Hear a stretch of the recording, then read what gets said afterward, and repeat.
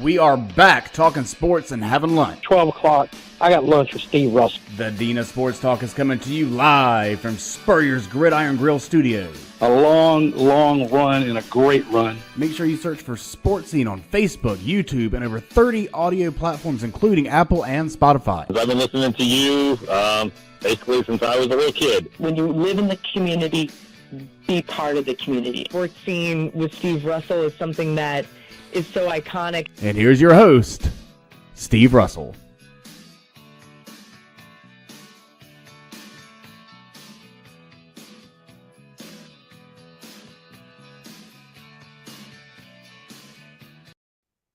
Hello, welcome once again to another podcast of Sports Scene. I'm Steve Russell. We thank you for tuning in whenever, however, you're going to be doing that. If you're live and with us today, welcome on this Friday. Lots going on today. We'll get to all of that.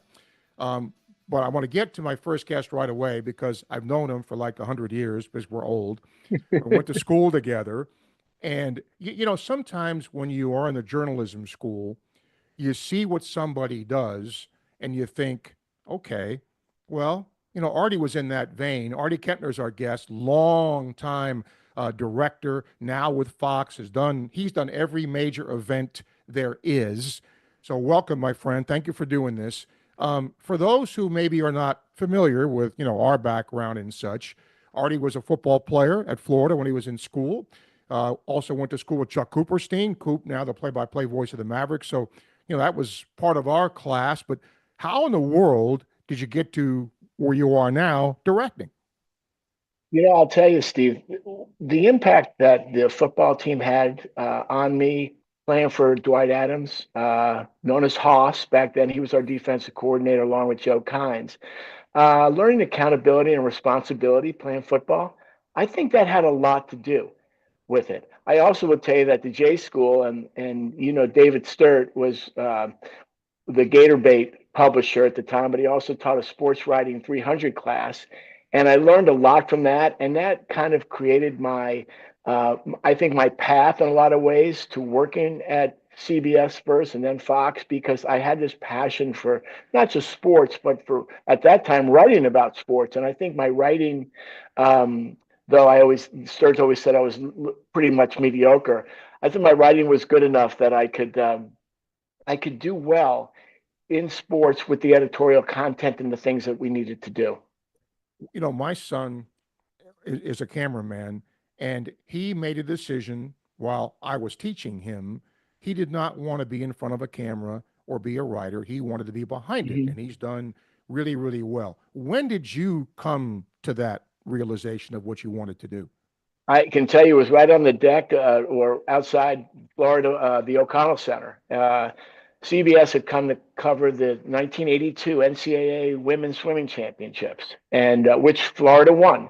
And at the time, I was working with the swim team, but I had also helped the CBS folks with research before they came down, and they allowed me to go in the truck and watch them do some of the taping.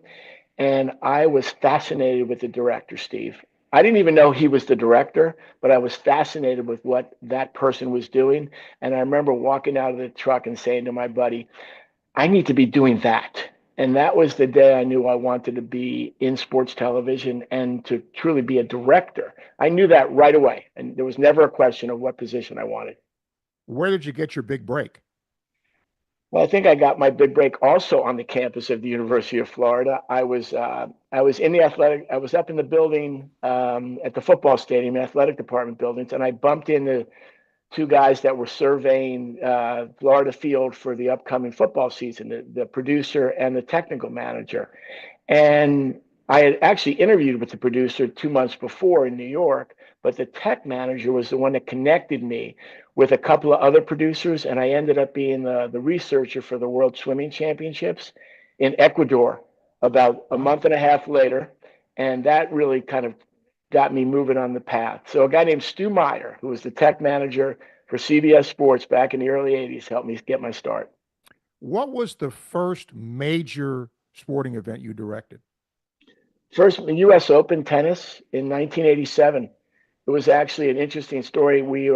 I was the associate director, and I was my first year as being an associate director. And there was a we had rain most of the day on CBS on the Sunday, and they needed to finish the matches out, and there were no scheduled TV for that. So at the time, USA Network partnered with CBS for the weekday coverage, and my boss, the legendary Frank Trukinian, who did golf and tennis, he said, "I want you to direct this show tonight." And that was like I got called up literally 45 minutes before the show went on air to be the director, and it was amazing. That is pretty amazing. Yeah. I want you to toot your horn a little bit because you have directed, I mean, just about every major sporting event there is. Did you or do you have a favorite sport to direct? Oh yeah, football is my favorite sport to direct, without a question. I love the game. I still coach high school football with my father-in-law, my brother-in-law, and I absolutely adore the game. So directing it to me is an extension of playing or coaching it. Everything I talk about when I'm talking to camera meetings, tape meetings, any of our production meetings is really a football metaphor. The way we cover things, the way we apply kind of our techniques are really based on what the offense and the defense do. So like we're the third team when it comes to the game, and that's how I look at things. Artie Kempner, our guest here, Gator grad. He has and is directing just about everything in his career. Gator Nationals. Yeah. Tell us about I it. mean, well, so my first like race that I ever went to was when I was at UF. We were at the old Chelsea Street pub, and Oh my gosh. back, yeah. Yeah. And the owners of the Chelsea Street pub were the Bernstein family. Well, it turns out Kenny Bernstein, the son, was a driver in the NHRA. He drove a funny car. It was the Chelsea King funny car. And we bumped into and met Kenny that night at Chelsea King, and he invited me and Rob Huco out to go to the Gator Nationals. And he gave us garage passes, pit passes, whatever they're called back then. And we got to hang out all around the drivers. It was one of those amazing experiences that I just didn't see coming. And yeah, the Gator Nationals is quite an event. And you got it right this weekend on FS1. I'll pump my network right now. Yeah. Now, have you directed that? If so, how many times? I've never directed NHRA. And okay. yeah, I'm really a NASCAR guy. I've directed IndyCar back in the late '90s, but it is the most powerful, incredible sport to be at. I mean, you can't believe how fast these cars go and the sounds. You can feel it through your bones. Trust me. But I would recommend somebody go out there and watch. You'll have a great day.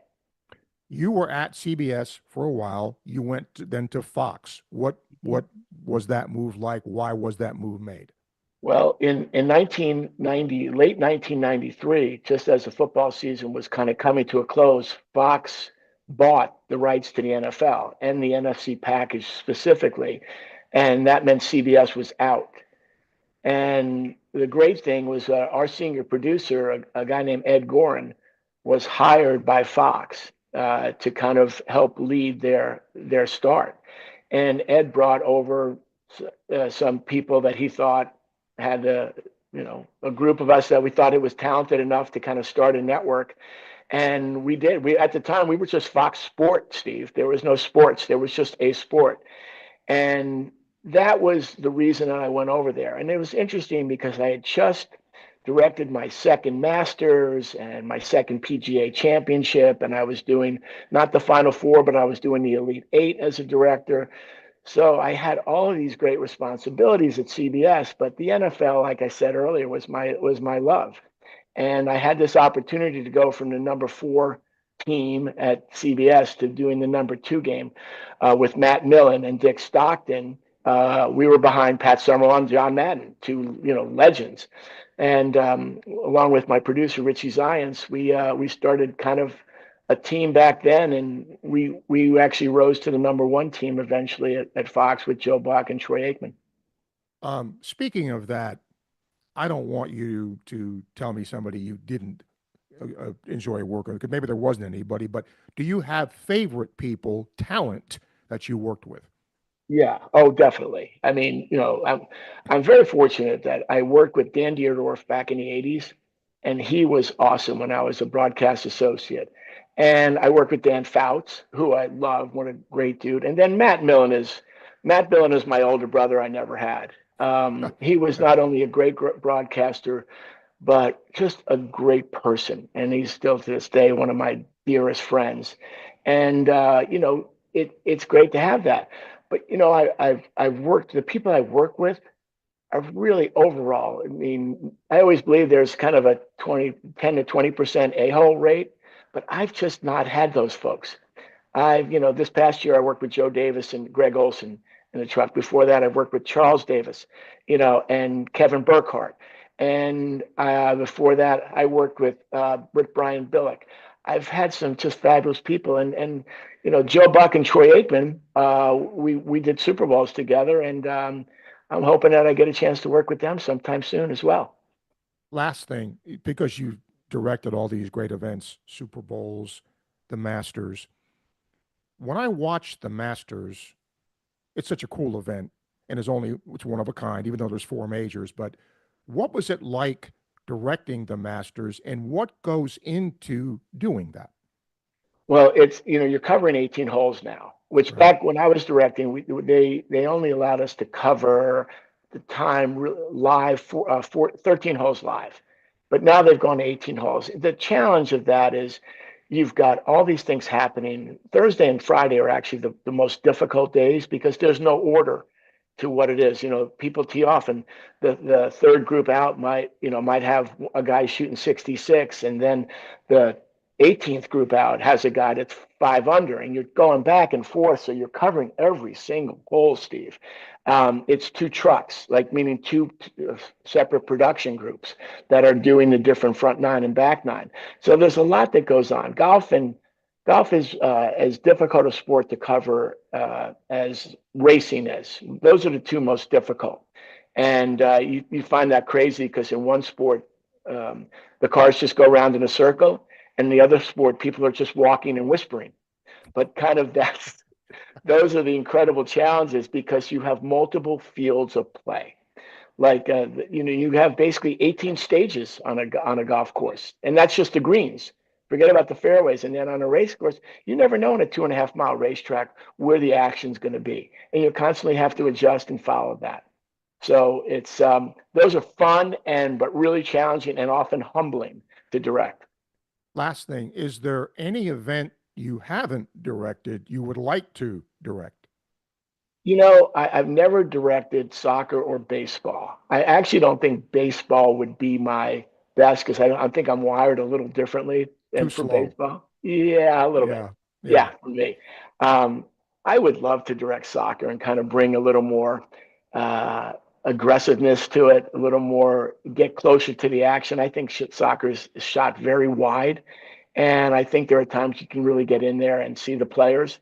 So I think it would be a cool thing. But, I'm very lucky. I get to direct NFL and NASCAR, and I do it with great teams of people, Steve. And I would tell you that is my favorite thing about what I do is I get to work with people that are not only great at what they do, but they're great people. We put together the most incredible teams at Fox Sports, and that's what really makes the biggest difference for me is the people. Well, this people was just voted into the College of Journalism's Ring of Honor, and very suitably so because of his work. And I've known him for a long time. We've stayed friends, and I'm glad we have. Appreciate you, my friend. Congratulations on that, and congratulations on a great career. Appreciate you stopping by. Oh, thank you. And congratulations to you on the CGA Ring of Honor as well, CGC Ring of Honor. That was awesome. Great event. Awesome. Thank you, Steve. You got it. Thank you, Artie. Appreciate you. Have a great one. You got it. Artie Kempner, longtime friend, really good job in his career. Proud of what he has done. We'll take a break, come back. We're going to talk a little Gator football spring practice next with Zach Alboverdi. Stay with us. What's up, everyone? I'm Mike Pouncey, and this is my twin brother, Marquise Pouncey, and this is Life After Football. Let's go.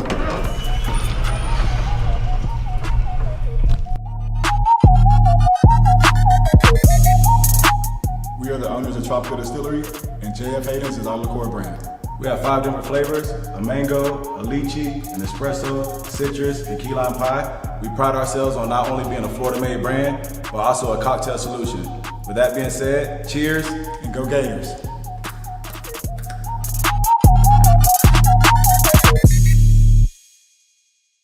Albert, Alberta, I understand you were witnesses to a crash. Can you tell us about the accident?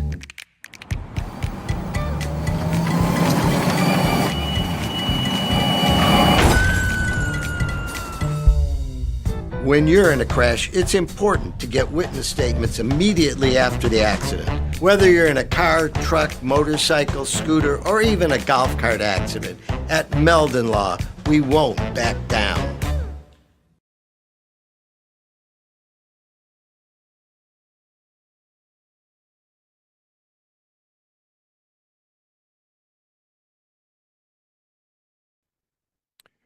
We welcome you back to our Sports Scene podcast today. Again, if you want to be an advertiser on the show, just contact Freddie Weeby. Love to have you, and we thank the sponsors that we have for our Sports Scene podcast we do on Mondays and Fridays. And we just talked with Artie Kempner, who is a terrific director. Zach Alboverdi is going to join us next on on3.com. You read his stuff all the time. Zach's actually... Zach, are you heading to Nashville? Are you there yet? Oh, okay. All right. We'll get him. I think he's heading to Nashville. We'll talk a little basketball with him, but we hope to be talking with him about Gator football spring practice as well. And speaking of that, what a loaded weekend here with Gator gymnastics having its final regular season meet of the year. Of course, the Gator men's basketball team in the SEC tournament. How about some of those games in the SEC tournament? What great basketball and great outcomes in those games. And you wonder now what's going to happen with Texas and Oklahoma. Could they sneak in to put 13 SEC teams in? Certainly possible. And Gator baseball, big weekend at Tennessee. And we're going to get to Vince Ferrara here from the Sports Animal in Knoxville to talk to us about that. And then we're going to get Bob Harig here, I hope. He's at the Players right now covering that for Sports Illustrated. But I want to talk to him about Tiger Woods, too, because now Tiger's latest injury, I just wonder if it's time for him to hang it up. You know, go to the senior tour. Hard to believe as that is, because of how great he was, but he's just been hurt, and it's just a difficult thing, when it comes to that. So hopefully we'll talk to Bob at the bottom of the hour, and then we'll talk to Vince at about 12:40 to wrap up our show for today. But obviously, very, very big weekend with these tournaments. Can't wait for Monday. It'll be another edition of Sports Scene, plus Hoop There It Is with Mark. And we'll go over the brackets and the field and all of that. Okay, I guess we don't have Zach yet, so don't know what we're going to have with him, but we'll just wait and see if we can get him. And if we can't, Zach, our producer, does a great job. We'll try to get Bob on. We can maybe contact him and see if he can go a little early because he was actually requesting that. So if we can't get Zach, we'll try and do that. Also, it's very interesting to me when it comes to what one injury can do. Look what happened to Flagg. How will that affect Duke? And if his injury is such that he can't play, that is, you would think, going to really affect Duke going forward in the tournament. And will it not bring up playing a guy like him, or Duke even playing, or anybody playing big-time players when your spot is just about secured? I promise you that's going to get talked about. And I understand the chances of injury, pretty small. You can get hurt playing a regular season game too, But if, again, this proves to be a serious injury, we can't play in a tournament, I wonder how many coaches rethink their thought process here when it comes to that. All right, I guess we won't get Zach, so we will take a break here, and we'll see if we can get Bob Harig to come on early with us as you are tuned in to our Sports Scene podcast for this Friday. What's up, everyone? I'm Mike Pouncey, and this is my twin brother, Marquise Pouncey, and this is Life After Football. Let's go.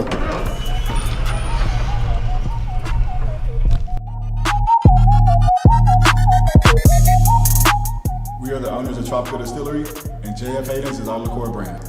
We have 5 different flavors: a mango, a lychee, an espresso, citrus, and key lime pie. We pride ourselves on not only being a Florida-made brand, but also a cocktail solution.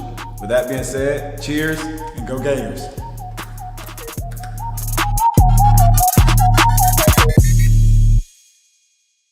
Albert, Alberta, I understand you were witnesses to a crash. Can you tell us about the accident?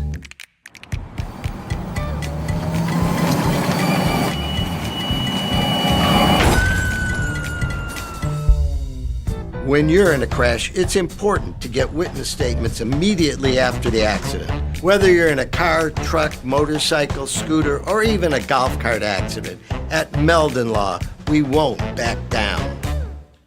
Hi there, this is Coach Steve Spurrier, and I want to let you know that by popular demand, Spurrier's Gridiron Grill's delicious brunch is now served in a premium buffet. You have spoken, we have listened, and we're now serving Gainesville's only elevated buffet, complete with an omelet station, ginger sage chicken sausage, shredded short rib, and of course our chicken and waffles. Plus, you can enjoy bottomless mimosas and Bloody Marys. So join us every Saturday and Sunday from 11 to 3 for the best brunch in town.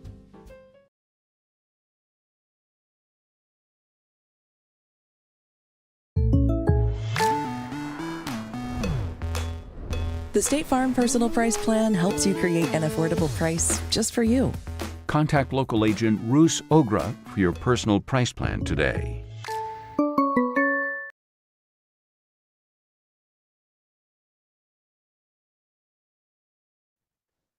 Welcome back to our Sports Scene podcast for this Friday with a lot going on. We'll be talking, I hope, to Vince Ferrara from the Sports Animal, who is also on his way to Nashville for the SEC men's basketball tournament. We'll talk the big baseball series that Florida has with Tennessee.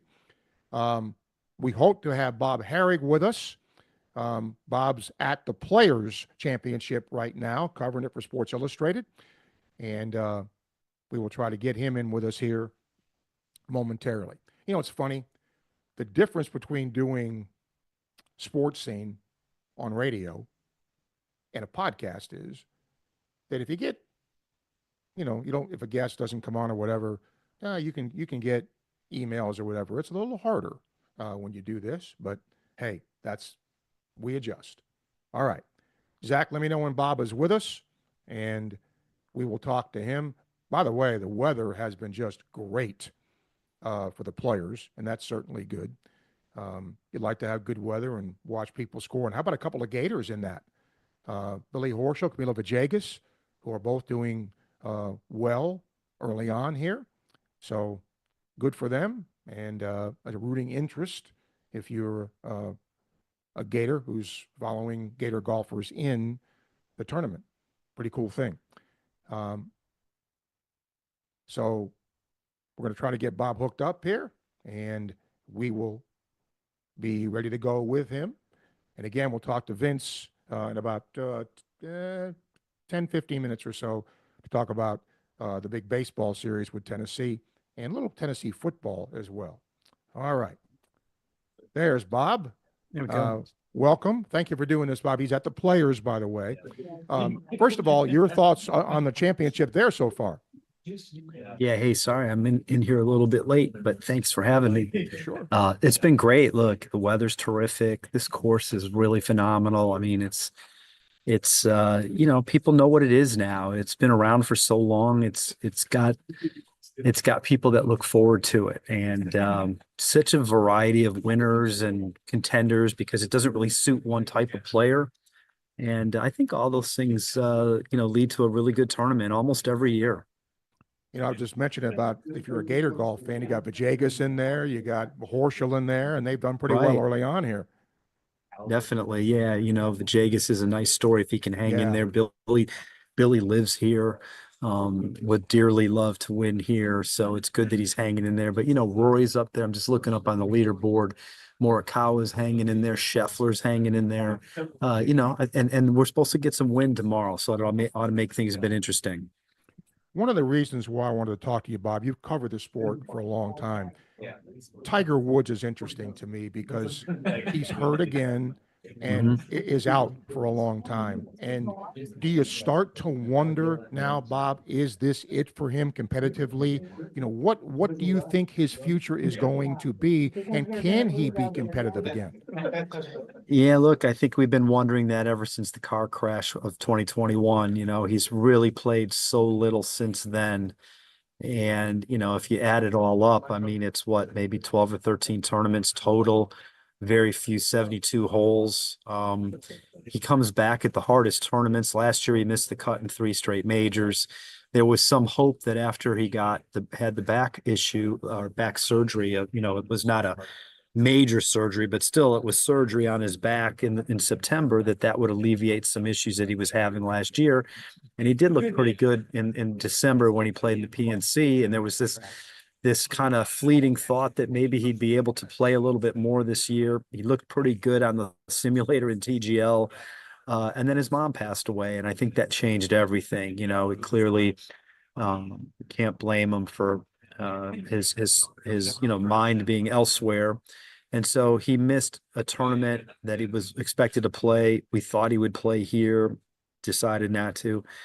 Now he's injured himself trying to ramp it up again. And that's not a simple injury. And, the crazy thing is all of the issues were on his right leg before, right leg, ankle, foot. And now this is the left Achilles. So I'm sure there will be 100% recovery from this, but still, it's months of not hitting a ball. It's months of rehab. And by the time he's done with that, he's going to be pushing 50. Perfect health would be difficult. Now, I've been saying all along, if Tiger didn't have, and it's a huge if, he didn't have all these physical issues, at 50, he would be very competitive still, because he's still a great ball striker, especially iron player. And, while he might not be like he was 15 years ago, he's still really, really good, but he's just not been able to stay fit enough to walk 72 holes, to play enough golf to get competitive. You mentioned TGL. What do you think of that? I was skeptical of it. I mean, my feelings of it were, this is a little hokey, but I went a couple times. I watched it, obviously. I was interested, and I think it's fine. I mean, I think the way my attitude is if you like it, if you want to consume it, it's great. It's a TV show. It's probably skewing towards a younger group of people who might then see some of these people on TV and say, you know what, let me watch them play a regular golf tournament. Maybe they wouldn't have been compelled to do that. Maybe the personalities will lure them over. I think from that standpoint, it's good. It's all good. It's not really impacting regular golf. It's a 2-hour window. I'm sort of into the tech part of it, like the golf geek part of it, watching how far they could hit it, the swing speed, the apex, all that stuff. Yeah, and it kind of gives you some clues as to how good they are. And so, and look, the arena is phenomenal. It's just incredibly impressive that they built this for this thing. And so I'm like, hey, let's see how it goes. They've got 2 more weeks of it after this. Then they can regroup and kind of plan for next year, and we'll see if they have any improvements. Bob Harig joining us here live from the Players Championship, talking not only that, but just golf in general. Where do you see, look, you've covered the sport for a long time. Where do you see the negotiations, whatever you want to call them, with the PGA and LIV? I would have thought if you really wanted to get this done, it would have been done by now, but it doesn't always work that way. Where do you see this right now? Yeah, look, I think a month ago there was this optimism that it was close, and now it's not so much that way anymore. And my sense of it is there's, after all this time, it's amazing to me that they have not gotten to a point where they are closer to the middle. Sounds like they've worked out a lot of the nitty gritty, the behind the scenes, the money stuff, but the actual golf part of it, which is what the fans care about. No, the fans don't care so much about the money and the investment. They care about what it's going to mean for golf. And you've got two sides that seem to be in their corner, and they haven't come out of their corner. There's got to be some meeting of the middle. The tour seems to, and look, I understand their point. They seem to be not very enamored of the live golf format. And certainly the fact that it's been a financial drain, and this has to be a profitable venture if it comes under the PGA Tour. So they've shown them that, look, we don't think your mandate or your format is working. Team golf, 14 events. So, but Liv has shown no inclination of stopping. They've got a schedule that they've worked on for next year. They've signed some new players. They've brought on new executives. They've reportedly extended a few players' deals. We haven't heard any of this stuff publicly.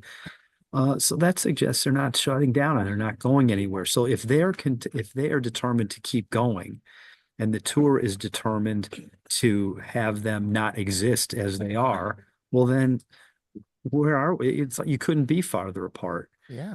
Clearly, I think the tour has to accept that they're going to be around. If you want to do a deal, you have to bring them in with some form of what they're doing. If you're the PIF, Liv has to recognize that, okay, maybe 14 events isn't going to work. Maybe we need to pare it down to 8. Maybe we need to make sure that we schedule better. Maybe we better add players to our team so there's more flexibility. There's a lot of things they can do that would, I think, maybe help them get to a point where it could work. But it isn't going to work with one side saying you have to go away and the other side saying we're going to stay exactly as we are. Let me end with this, Bob. Look, take any other sport. In football, guys are free agents. They leave, and a lot of times they leave for money. They want more money. They get it, from somewhere else. Well, it's sort of the same thing here, but given Liv and his existence, are there still issues between players that left and that are still on the PGA Tour? Are there still issues there, or has that been sort of smoothed over? No, I think there are issues. I think there's still some animosity. Their attitude, and I get it, is look, you left for the money, and you've helped disrupt the game to where we're in this position now. Look, the people on the live side, it's the tour's fault. They could have just let it. Well, it doesn't work that way. They had rules, they broke them. I think we have to all agree on that. You might not like the tour's rules. You might think they're too restrictive, but the bottom line is those were the rules. Mm-hmm. You can't just go play wherever you want. They have media rights issues. They've signed this. You have to get permission. Well, you were never going to get permission to play 14 events outside of the PGA Tour, and you weren't going to get permission to play any domestically. That's always been their rules. They will give you releases to go play overseas because the theory is that those tournaments do not impact your rights holders in the U.S. So, in other words, you're not taking them away if they weren't going to play anyway. So yeah, there's some animosity, but as Rory has said, somewhat bluntly, they probably need to get over it. If you're going to move on and you're going to compromise always involves things that we don't like. We all do that in everyday life. No, I don't want to do. Okay, well, hey, you meet at my house. No, let's meet at my house. All right, well, why don't we meet in the middle? Okay, yeah, I'd rather just stay here, right? But at least it's not as far as his house. It's really kind of boils down to that, right? Like, if you're the tour and you don't want them to do their format and they want to do their full format, you got to find a way in the middle somehow. And I just wonder, how much of that have they done? Have they presented each other any other alternatives? There's a lot of indication that the tour has maybe put forth some ideas, and not a single one has even been responded to by the other side. You know, you're not going to get anywhere if you're not willing to give in a little bit. It's sad for the sport. Lastly, where can people see your work? Yeah, si.com. You know, that's where I appear at Sports Illustrated. I'm on Twitter or X, Bob Harig, at Bob Harig. And so, yeah, I appreciate it. Thank you. You got it. Who do you like, by the way, at the players?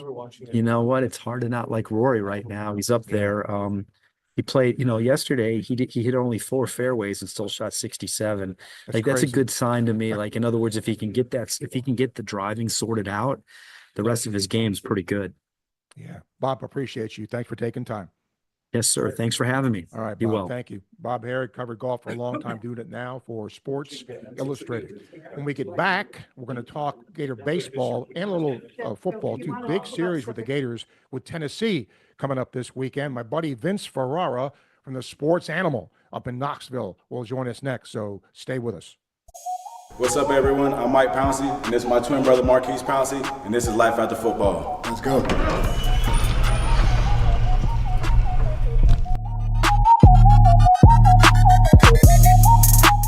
We are the owners of Tropical Distillery, and JF Hayden's is our liqueur brand. We have 5 different flavors: a mango, a lychee, an espresso, citrus, and key lime pie. We pride ourselves on not only being a Florida-made brand, but also a cocktail solution. With that being said, cheers and go Gators.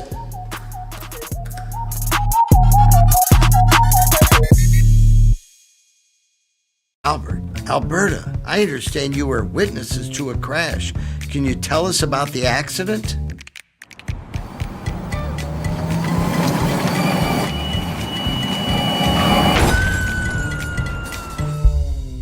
When you're in a crash, it's important to get witness statements immediately after the accident. Whether you're in a car, truck, motorcycle, scooter, or even a golf cart accident, at Meldon Law, we won't back down.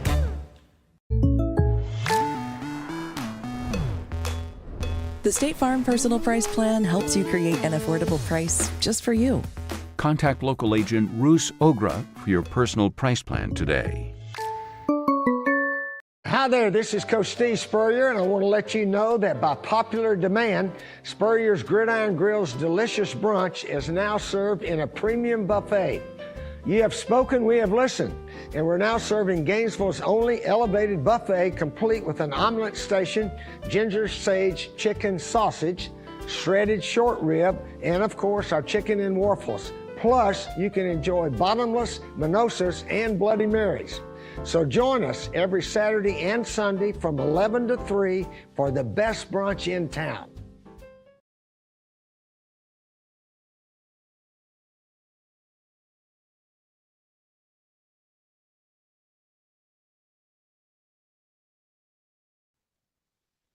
Welcome back to our Sports Scene podcast today. We're going to get Vince on here, but we're going to first get Zach Alboverdi here on 3.com, who's covering today, going to the basketball tournament at the SEC tournament. Lucky you. Welcome, and thanks for doing this. Already, Zach, some great games in the tournament, and maybe Texas has played. Can you imagine there could be 13 league teams in this thing? It's crazy how good the league has been this year, Steve. And, for Florida to be a number 2 seed is a pretty impressive feat.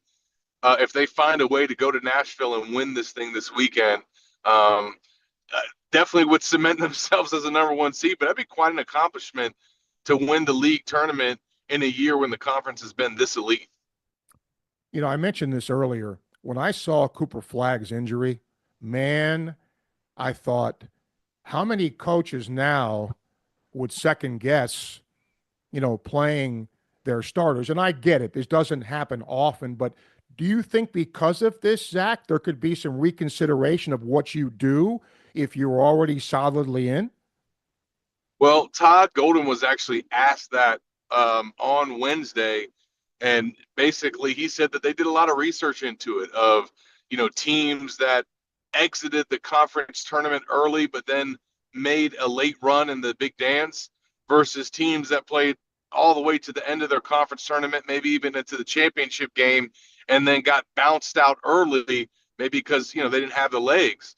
And he said, based on their research, that it doesn't matter. He gave a couple examples of teams that, made it all the way to the conference tournament, and then lost, deep into the big dance. And then there's been some teams that lose early in the conference tournament and still make a run. I mean, I think if you're Florida, especially this group that's coming in a little motivated, Steve, they had some postseason awards snubs. Obviously, Todd Golden is the one that everyone knows about, but Elijah Martin didn't make the all-defensive team.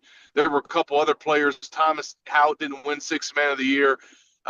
So I kind of think that they're looking forward to this tournament, and they want to kind of make a statement in Nashville before the big dance. So I don't think you'll see Florida calling off the Dogs at all this weekend. It's funny when you mentioned about doing the research, Todd Golden and research, right? Todd Golden analytics, right? Yeah. Surprise, right? Let's go to spring practice. This is the quietest spring football I've seen in a long time. Is that just me, or do you agree with that?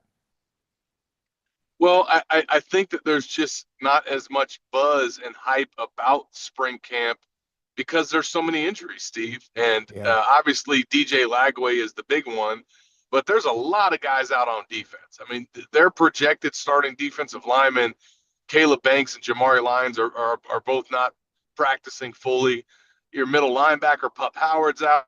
They got like 4 or 5 injuries in the secondary to guys that would be starting. So, the offense and the defense are not on full display right now. And I don't know if that's dampened some of the excitement, some of the buzz about camp.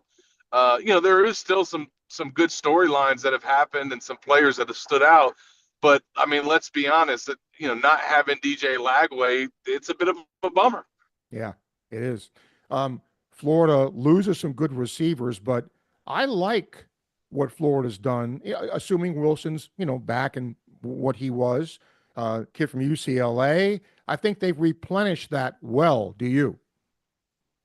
I do, man. They've done some really good portal work at wide receiver. I mean, they've hit at some different positions in the portal, but they've really done good at wide receiver. Ricky Pearsall, Elijah Badger, Shamir Dike, probably the best evaluation of all, considering there wasn't much thought of him coming from Wisconsin. So it looks like they struck gold again with J. Michael Sturdivant, Steve. I mean, he kind of was a little bit of a quiet get. I don't think that there was maybe as much excitement for his addition as there should have been, because the guy was ranked 111th nationally in the transfer ratings. I mean, he was one of the better receivers that Florida could have gone to get, but maybe didn't have crazy numbers, kind of a little bit similar to Shamir Dike, where he had a really good season and then had a year where some numbers kind of dropped off.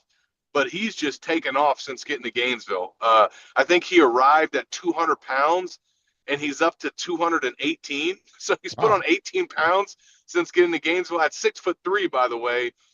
Now, you would think, being that big and putting on that much weight, he wouldn't be able to run as fast as he does. Napier actually said that he clocked 23 miles per hour this offseason, which is a really fast time to be running, especially at that size. So we're hearing a lot of good things about him coming out of camp, Steve. I think that he'll slide right into that X position and replace Badger. And then you mentioned Trey Wilson, having him back. He's bulked up too, and looks really good. And then the freshman receivers that they signed, people are raving about those guys, especially Dallas Wilson, who does not look like a freshman. So they loaded up with this 2025 class at receiver, and obviously, Steve, they needed to, because they lost 2 big ones in DK and Badger. No question. All right, let me leave you with this, my friend.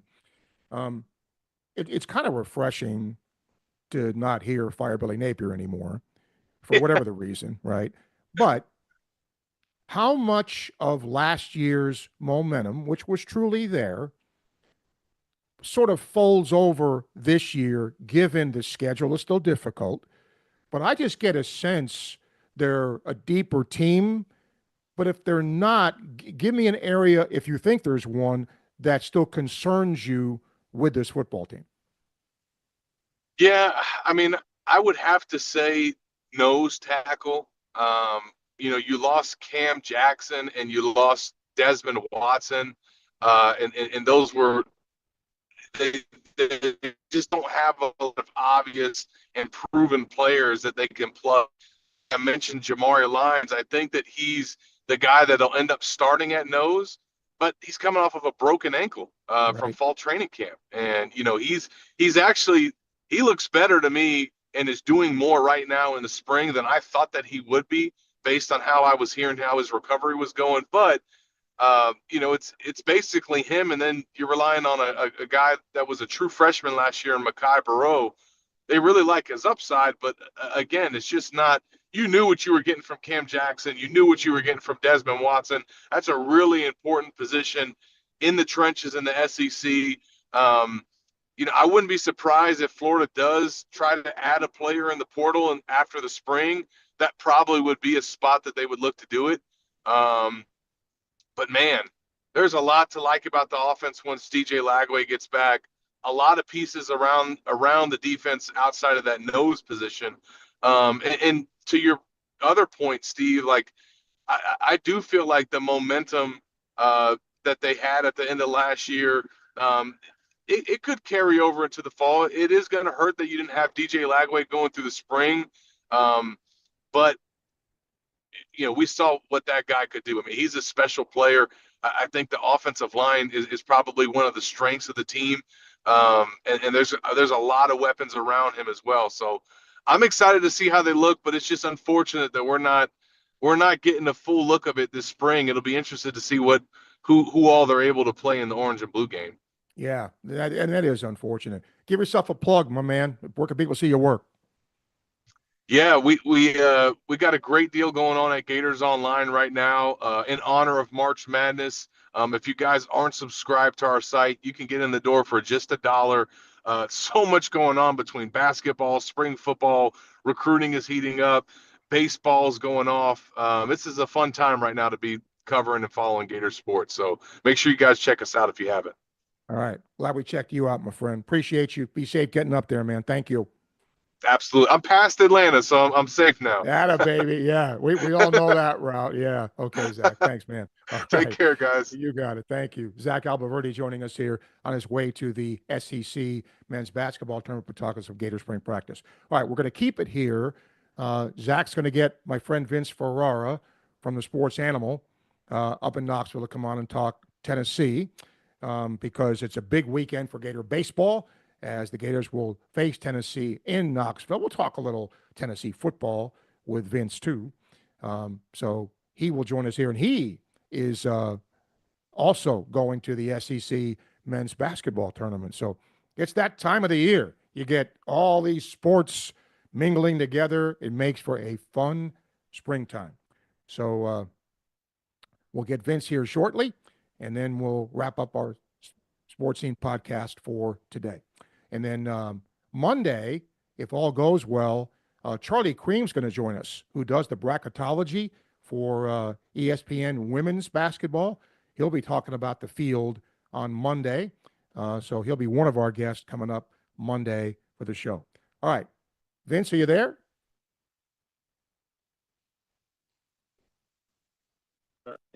Okay. We're going to still try to get him here.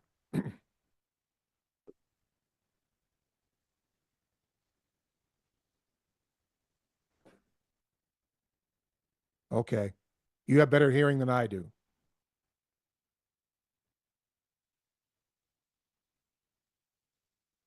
Okay. Well, we'll see if we can get him.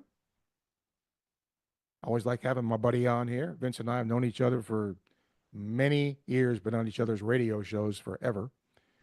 All right. I'm going to give him a couple of seconds here to see if we can get the sound straightened out.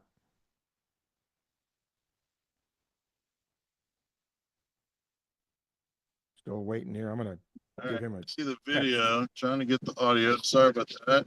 Okay. Okay. All right. Yeah, I'm not able to hear you for whatever reason, but okay, you can't hear me, Vince? It's barely coming through. Let me see if I can switch the source on it. I'm on Bluetooth in my car, so.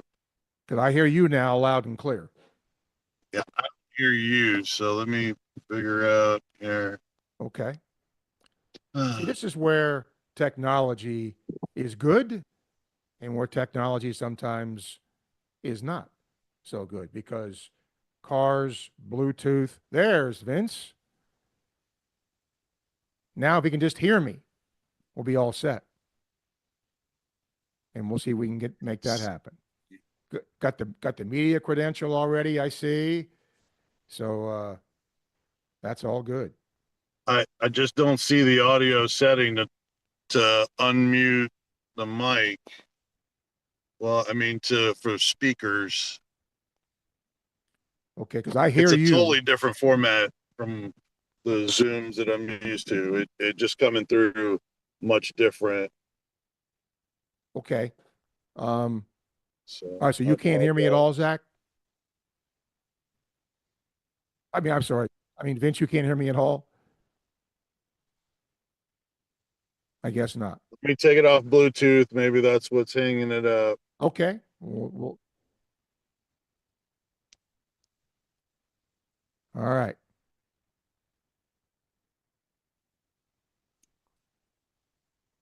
Give it one more shot here. And if not, we'll get Vince back to talk about the series as it was played. And we'll talk some spring practice too, if we can get him. All right. I guess he's still. What's up, everyone? I'm Mike Pouncey, and this is my twin brother, Marquise Pouncey, and this is Life After Football. Let's go. All right. We'll take a break. Oh, okay. You already did. Okay.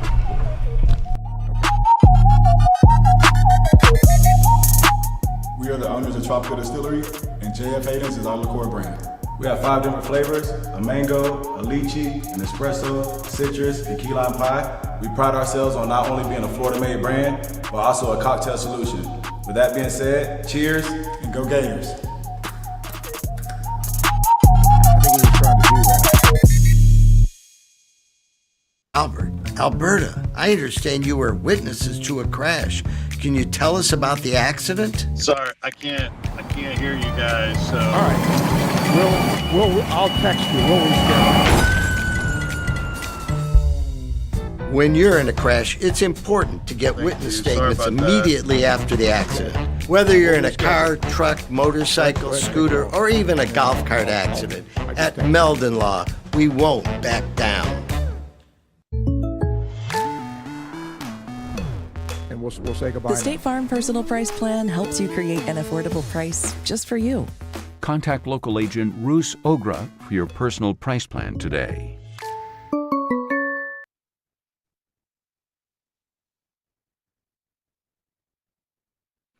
Okay, we couldn't quite get Vince in the car, so we will reschedule him. 'Cause we do want to talk about the Gator Baseball series, and we'll talk Tennessee football as well. So that will do it for our podcast for today. Thanks to Zach for producing it. Thanks to you for consuming it, however you do that. My guest today, Artie Kempner, director at Fox Sports. Also, Zach Alboverdi from On3. And Bob Harig covering the PGA for Sports Illustrated. I'm Steve Russell. Enjoy the weekend. We will see you Monday at 10:30 for the Hoop There It Is podcast and at noon for Sports Scene. Enjoy your weekend. So long, everybody.